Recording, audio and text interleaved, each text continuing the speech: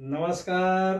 पाठशाला 2047 में आप सबों का स्वागत है। अब हम लोग आचार्य रामचंद्र शुक्ल द्वारा संपादित भ्रमर गीत सार का 95वां पद पढ़ेंगे।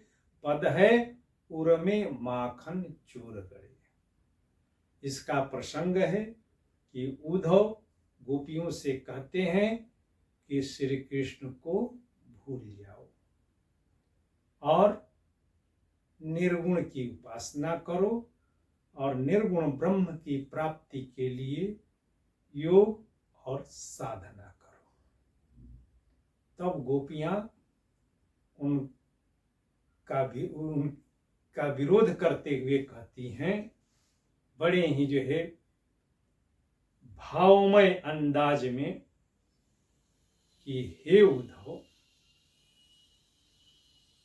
हमारे हृदय में, हमारे दिल में तो अब माखन चोर श्याम बस गए हैं, अपना घर बना लिए हैं, गड़ गए हैं।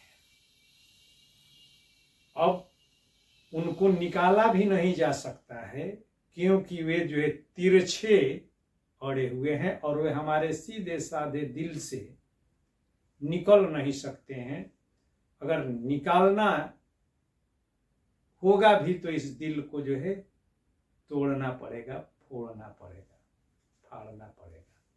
और जब यह दिल फट ही जाएगा, इस दिल रूपी घड़े को अगर तोड़ ही दिया जाएगा, तब फिर उसमें तुम्हारे निर्गुण ब्रह्म समा कैसे सकते हैं, उसमें आ कैसे सकते हैं।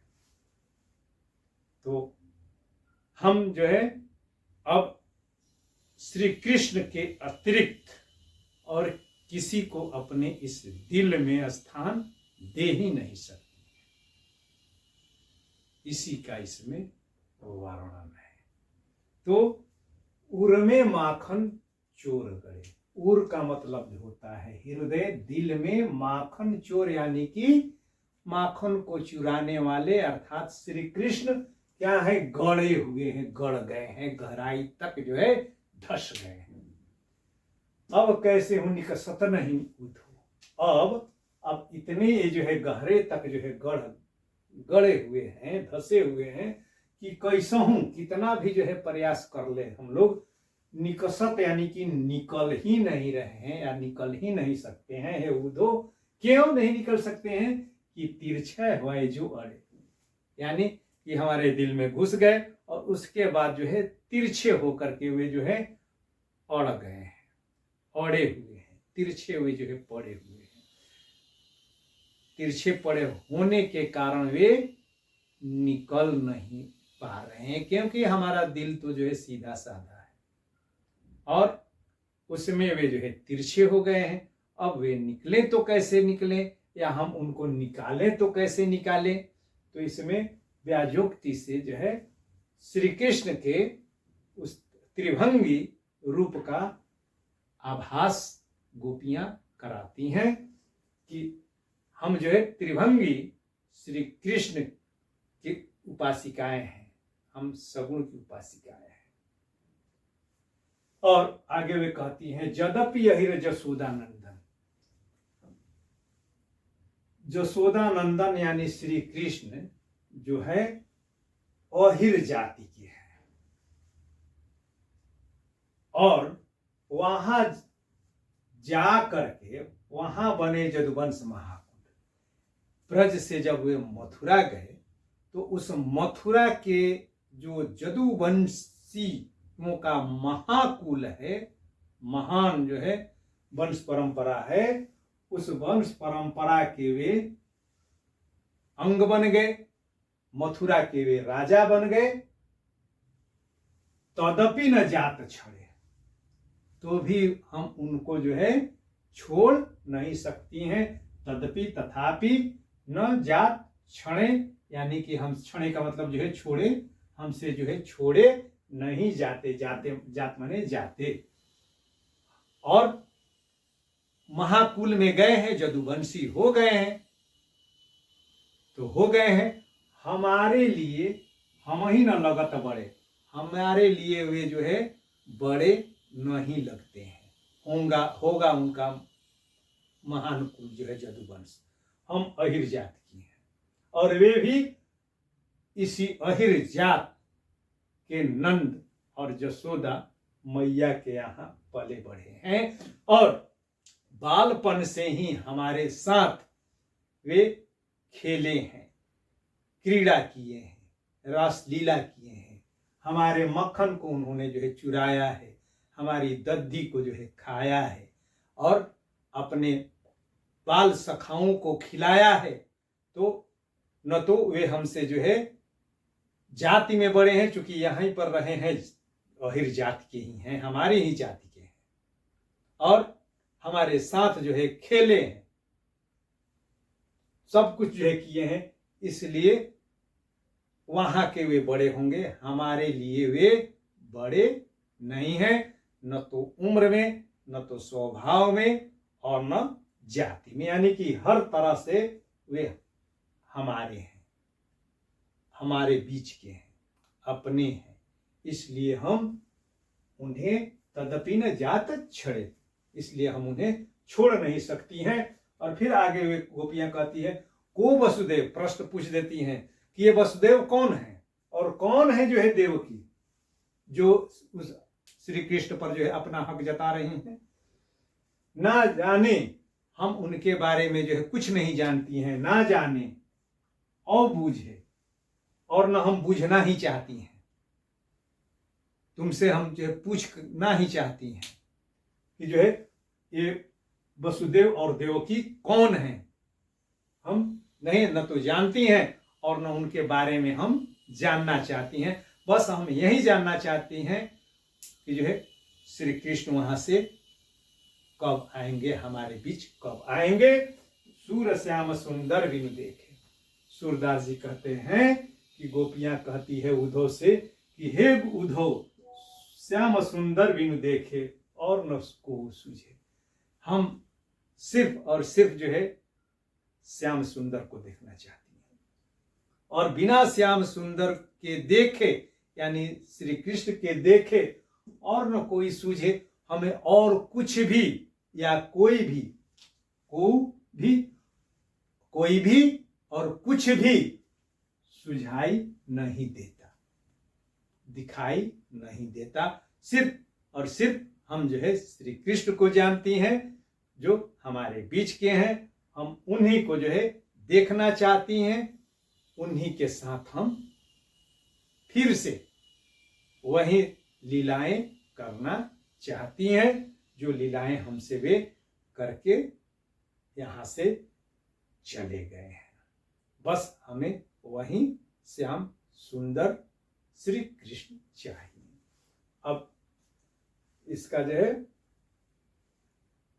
भावार्थ तो वही, इसमें जो है गोपियों के जो है एकनिष्ठ और निश्चल प्रेम का बड़ा ही मार्मिक वर्णन है और साथ ही इसमें गोपियों का जो है वाग वैदग्ध्य दिखते ही बनता है। वाग वैदग्ध्य, वाग वैदग्ध्य का मतलब यानी कि वाणी की जो है चतुराई, यानी कि वो सब कुछ जो है कह देती हैं सरल भाषा में और बड़े ही जो है भाव उसके जो है बड़े ही जो है तीखे रहते हैं और कहीं कोई जो है व्यंग नहीं, मगर सरलता के साथ उस व्यंग भी कर जाती हैं। तो इसी को जो है वाग वैदग्ध्य कहते हैं। पहले गोपियों में जो है चपलता थी, फिर उसके बाद जो है उनमें उग्रता आई, व्यंग्य आया, वे आक्रोश में भी आई, कृष्ण को खरी खोटी भी सुनाई, मगर यहाँ पर बड़ी ही जो है सीधे साधे सरल भाषा में वो अपनी व्यथा और अपनी इच्छा को व्यक्त करने में सफल हो जाती है।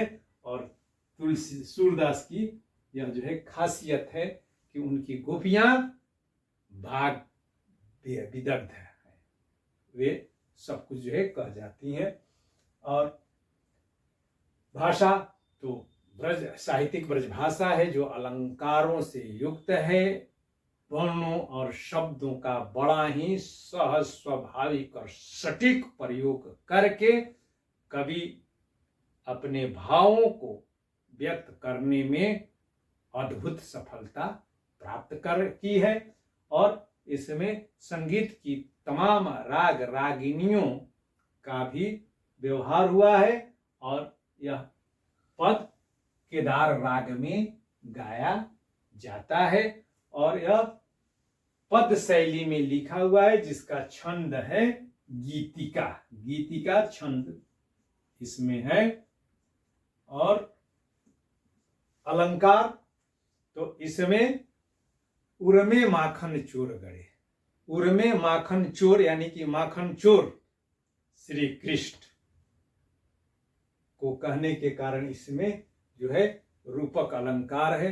और साथ ही तिरछे हुए जो अड़े, तिरछे ऊधो तिरछे हुए जो अड़े यानी कि इसमें श्री कृष्ण के त्रिभंगी रूप का स्मरण किया गया है, इसलिए इसमें व्याजोक्ति है। व्याजोक्ति यानी कि कह रहे हैं कुछ मगर कह जाते हैं कुछ, जो कि प्रशंसामूलक होता है, आदर पूर्वक हो कथन होता है, उसको जो है व्याजोक्ति कहते हैं। इसमें रूपक है।